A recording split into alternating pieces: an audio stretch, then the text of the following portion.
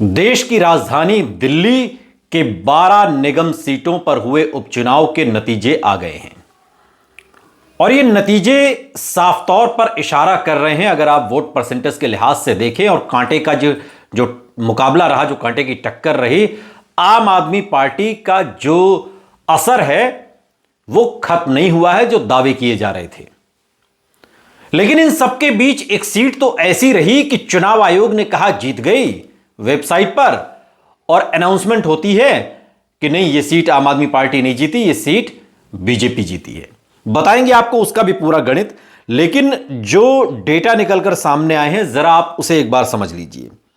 12 वार्डों पर यह उपचुनाव हुए और 12 वार्डों में से 7 सीटों पर बीजेपी ने जीत दर्ज की, 3 सीटों पर आम आदमी पार्टी ने, 1 सीट कांग्रेस के खाते में गई और 1 सीट अन्य के खाते में गई है। और मुकाबला चूंकि कई जगह बहुत रोमांचक और बहुत दिलचस्प रहा और कांटे की टक्कर रही, संगम विहार ए वार्ड इस उपचुनाव का सबसे सरप्राइज यह सीट साबित हुई है। यहां पर कांग्रेस के सुरेश चौधरी ने 12,766 वोट हासिल किए और बीजेपी के उम्मीदवार शुभजीत गौतम को ठीक ठाक अंतर से हरा दिया। एक स्पष्ट अंतर है और काफी समय से एमसीडी में कमजोर मानी जा रही कांग्रेस के लिए यह जीत एक संजीवनी का काम करेगी, जहां पर कांग्रेस को बिल्कुल खत्म, निल, शून्य, 0 बटे सन्नाटा मान लिया गया है। वहीं दक्षिणी दिल्ली का अगर हम बात करें तो दक्षिणपुरी वार्ड एक बार फिर आम आदमी पार्टी के खाते में गया है। आम आदमी पार्टी के राम स्वरूप कनौजिया यहां 12,372 वोट हासिल करने में कामयाब रहे, जबकि निकटतम प्रतिद्वंदी जो बीजेपी की रोहिणी रही उन्हें 10,110 वोट मिले हैं। अगर हम पुरानी दिल्ली की बात करें और उत्तरी दिल्ली में बीजेपी का दम दिखाई दिया है। दिल्ली की ऐतिहासिक चांदनी चौक वार्ड में कड़ा मुकाबला रहा और यहां पर बीजेपी की सुमन गौर गुप्ता ने 7,825 वोट लेकर हर्ष शर्मा जो आम आदमी पार्टी के 6,643 वोट मिले, यहां पर उन्हें मात दी। यह सीट बीजेपी ने जीत ली और पुरानी दिल्ली में एक मजबूत स्थिति का संकेत भारतीय जनता पार्टी ने दिया है। शालीमार बाग में बीजेपी ने सबसे बड़ी जीत दर्ज की। यहां पर अनीता जैन ने 16,843 वोट हासिल किए और पूरे उपचुनाव में जो सबसे बड़ी जीत बीजेपी की हुई है वो इसी सीट से हुई है।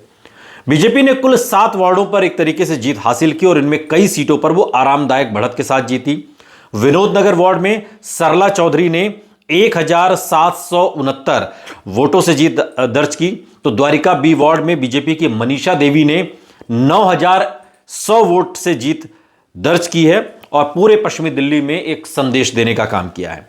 लेकिन जो अशोक विहार सीट है, अशोक विहार वार्ड में वीना असीजा ने 405 वोटों के अंतर से जीत दर्ज की, यह बाद में बताया गया।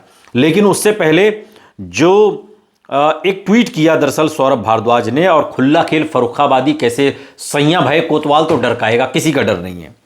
सौरभ भारद्वाज ने लिखा कि अशोक विहार सीट आम आदमी पार्टी जीती है, वेबसाइट पर पूरा रिजल्ट है, लेकिन रिकाउंटिंग में बीजेपी जीत गई। अब वो बता रहे हैं कि 10 में से 10 सारे राउंड हो गए। जो सीमा गोयल हैं आम आदमी पार्टी की, उन्होंने लीड किया और वीना असीजा वहां पर उन्हें वोट कम मिले, यानी कि आम आदमी पार्टी को मिले 8,304, 10 के 10 राउंड पूरे हो गए और बीजेपी को मिले 8,125, 10 के 10 राउंड पूरे होने के बाद। लेकिन जब रिकाउंटिंग होती है तो उस रिकाउंटिंग में बीजेपी जीत जाती है। यह न जाने कैसे हुआ, जिस पर एक सवाल सौरभ भारद्वाज ने उठाया है। और कहीं ना कहीं यह चुनाव एक लिटमस टेस्ट के तौर पर भी देखा जा रहा था कि अब जो 2027 में निगम का चुनाव होना है उसके लिए अभी से पिच कैसी तैयार है, ये देखा जा रहा था। लेकिन चूंकि अशोक विहार वार्ड जिस पे कांटे का मुकाबला था और आम आदमी पार्टी एक बार जीती थी, रिकाउंटिंग में आम आदमी पार्टी हार गई, बीजेपी जीत गई, ये हुआ। ग्रेटर कैलाश से अंजुम मॉडल 4,165 वोटों के अंतर से जीतकर दक्षिण दिल्ली में बीजेपी की मजबूत मौजूदगी एक बार फिर से उन्होंने साबित की। रिचौंच कला वार्ड में रेखा रानी ने 5,637 वोटों के अंतर से जीतकर पार्टी के लिए एक और बड़ा झंडा यहां पर गाड़ा है। चांदनी महल वार्ड की बात करें तो यहां के नतीजे सबसे ज्यादा चौंकाने वाले रहे।